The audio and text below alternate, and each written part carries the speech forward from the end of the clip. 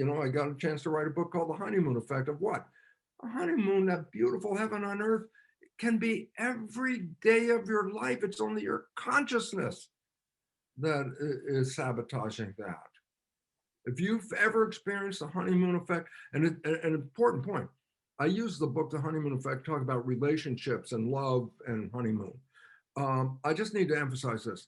Does my love does it have to involve another person? I go, no. You could love a pet. Okay, that works as well too. Oh, you could love gardening. Okay, so yeah, if I get the freedom to go do my gardening, I'm living in my happy space. I go, yeah, that's the positive side. Oh, if you like cooking a meal, then cooking the meal is a positive, conscious experience. And I go, yeah, it doesn't have to be with another person. So the idea is finding something that you love so much that it keeps your attention focused because you love doing whatever it is. I'm here, I'm doing it. I go, that's when you are powerful, because in that time, you're not using a program.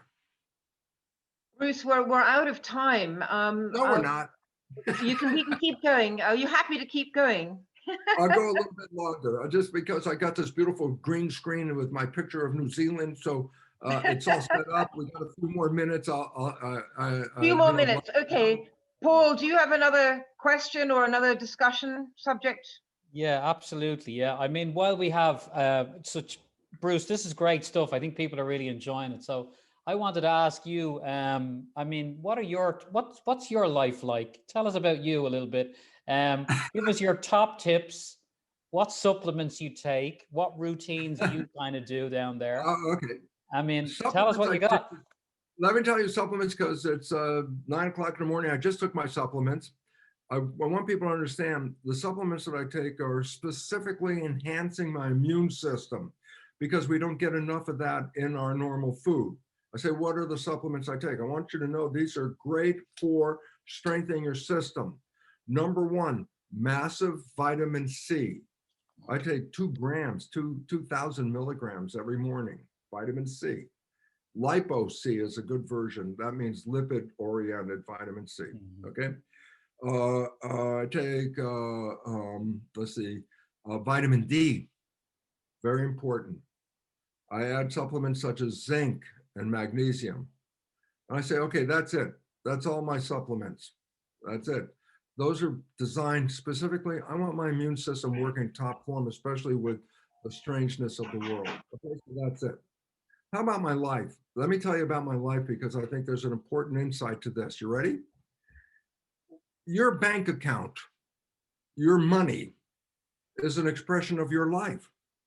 You got a lot of money, you got a good life. You got no money, you're scratching to survive. And I go, cool, everybody understands that. And I go, but you know what money is? It's energy. If you have money, you have energy. You can do something with it. Money is a form of energy. And so here's the most important thing I need to tell people. When we are involved with something consciously, we are using our energy, okay? And I go, so why is that relevant? I say, are you using your energy to your benefit, or you're throwing away your energy? I go, what do you mean? I say, look, what if I gave you a checkbook? You had to invest your energy, you had to write a check. And I say, do you go down the street now with your bank account, with your real money, and just give away checks? Oh, what a pretty smile. Here's $10 for you. Oh yeah, look, oh, what a nice pair of shoes. Here's $5 for you. You don't give away your money. Why? It's your life.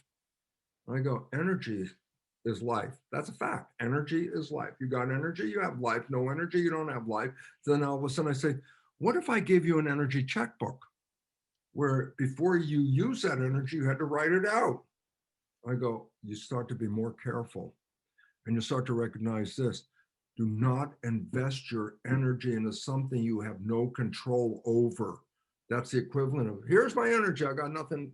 Here it is, you got it, I got nothing back.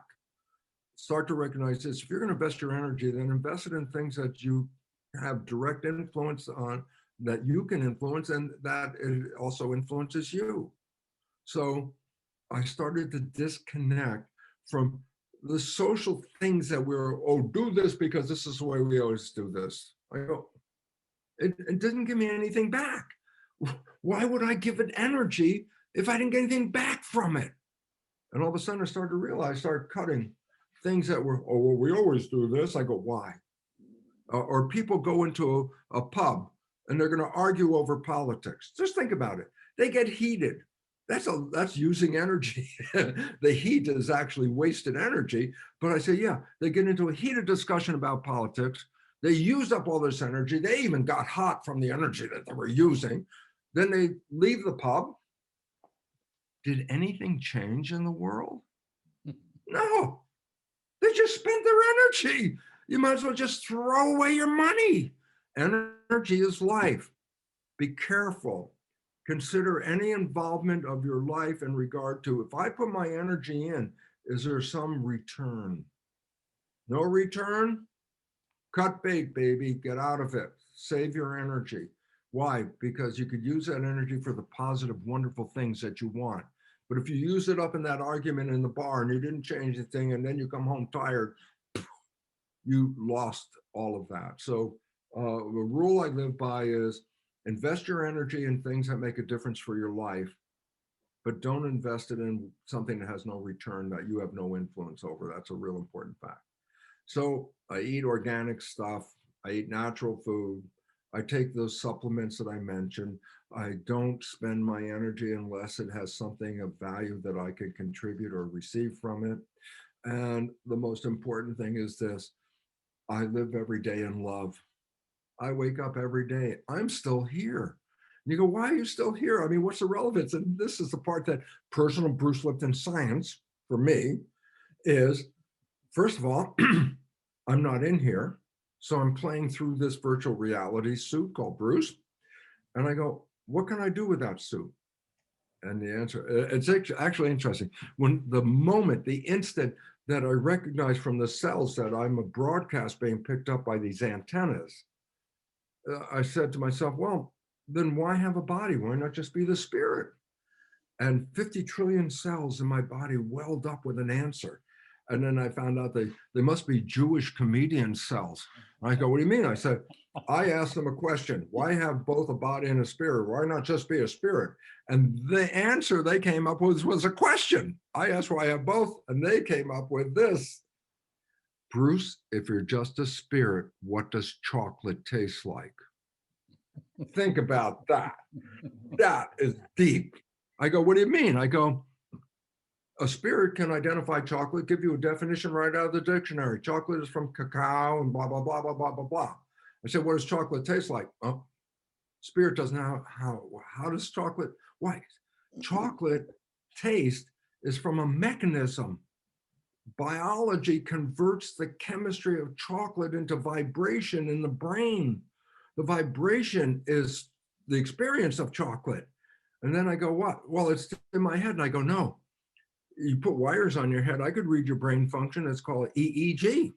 But there's a new device called MEG, magnetoencephalograph. I go, what does it do? It reads brain function.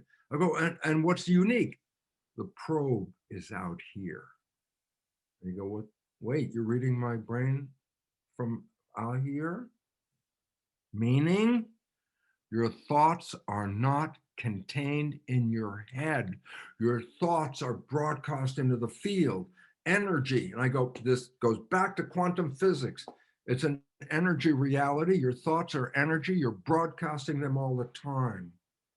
And all of a sudden it says, so then be careful of what you're broadcasting, because that's what you're going to manifest. And so what did I do? First of all, I lost my fear. Why? I can't die. I'm not even in here. That was number one. But number two says, well, but why am I here? To create an experience. Ooh, is that not the place called heaven? Was I born into heaven? Yes, because this is where I came to create. This is where I come to experience. When I'm dead, I lose the suit. No more personal experience until I get another suit. And so the idea was what? We came here for a purpose. I go, what is it? Be in love, enjoy the beautiful planet we had, and be the creator of your life. And I go, quantum physics, life, the universe is immaterial, it's mental and spiritual. And all of a sudden I go, oh my God, people think you die and you go to heaven. I go, geez, they wasted the entire, we came here, this is heaven. And you go and look, but this is not my vision of heaven, I wouldn't create that. And I go, no, you didn't. Your subconscious created that. Your conscious mind, the one that has the vision of heaven, it's only 5%. But if you turn it around, the honeymoon is what? Manifestation of heaven. And if you live that manifestation, then you've used your life to do what? Create joy, love, happiness, pleasure. That's why we're here. To save that and say, well, I'm going to hold on to everything, but when I die, I'm going to get it. I go, I don't think so. I think it was here. And this is where you came to create. What do you want? Conscious mind, wishes and desires. Unfortunately, subconscious mind program, 95%. Bad program, it sucks.